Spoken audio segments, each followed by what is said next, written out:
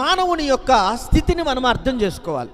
మానవుడి యొక్క స్థితి ఎలా ఉన్నది అంటే, మనం ఆదికాండంలో దేవుడు ఒక చక్కనైన తోటను నిర్మించి, ఒక చక్కనైన ఇల్లును నిర్మించి, ఆయన ఆ తోటలో, ఆ ఇంటిలో సకలము సమృద్ధిగా అక్కడ ఏర్పాటు చేసి ఆ మనిషిని అక్కడ పెట్టి, మీరు సురక్షితంగా నివసించండి, ప్రమాదము లేని స్థలం ఇది, క్షేమకరమైన స్థలం ఇది, సమృద్ధికరమైన స్థలం ఇది, మీరు ఏమి చెమటొచ్చాల్సిన పని లేదు, కష్టపడవలసిన పని లేదు, మీకు కడుపు నిండా సమృద్ధి అయిన ఆహారము కలిగిన స్థలం ఇది.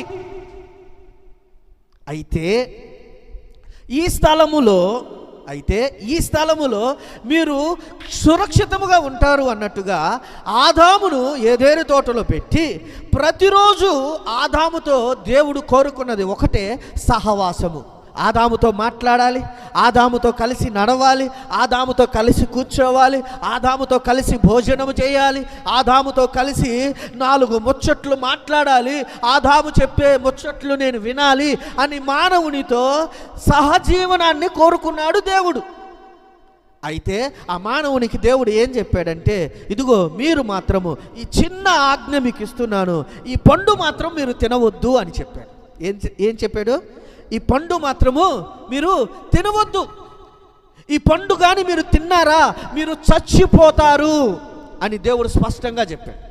కానీ మానవుడు చెయ్యవద్దన్న పనే ఆజ్ఞ అతిక్రమించి ఆ పండును తిని వారు ఏం తెచ్చుకున్నారయ్యా అంటే పాపాన్ని తెచ్చుకున్నారు. వారు ఏం తెచ్చుకున్నారయ్యా అంటే శాపాన్ని తెచ్చుకున్నారు. వారు ఏం తెచ్చుకున్నారయ్యా అంటే రోగాలను, కష్టాలను, చెమట ఓర్చి పని చేసే పరిస్థితులు తెచ్చుకున్నారు. అంత మాత్రమే కాదండి, దేవుడు అంట ఆదామును ఆ ఏదేని తోట నుండి బయటకు పంపివేశాడు. ఏం చేశారంట? ఏదేని తోట నుంచి బయటకు పంపివేశాడు. ఈ ఆదాముకు చక్కగా 2 కుమారులు పుట్టారండి. 2 కుమారులు పుట్టి వారు పెద్దవారయ్యి, ఒకడేమో గొర్రెలను కాచుకుంటున్నాడు, ఒకడేమో వ్యవసాయం చేసుకుంటున్నాడు. ఆ పాపముతో కన్న జనాంగం ఎలా ఉన్నారో ఒకసారి మనం అర్థం చేసుకోవాలి. ఆదాము ఆజ్ఞ అతిక్రమించి పాపము తెచ్చుకున్న ఆదాము తాను బిడ్డల యొక్క పరిస్థితులు ఎలా తరతరముల వరకు వస్తున్నాయో మనం అర్థం చేసుకోవాలి. ఆదాము అయితే దేవుని ఆజ్ఞను మీరాడు, ఆదాము అయితే దేవునికి వ్యతిరేకంగా పాపం చేశాడు. కానీ ఆదాము పిల్లలు ఏం చేశారో తెలుసా?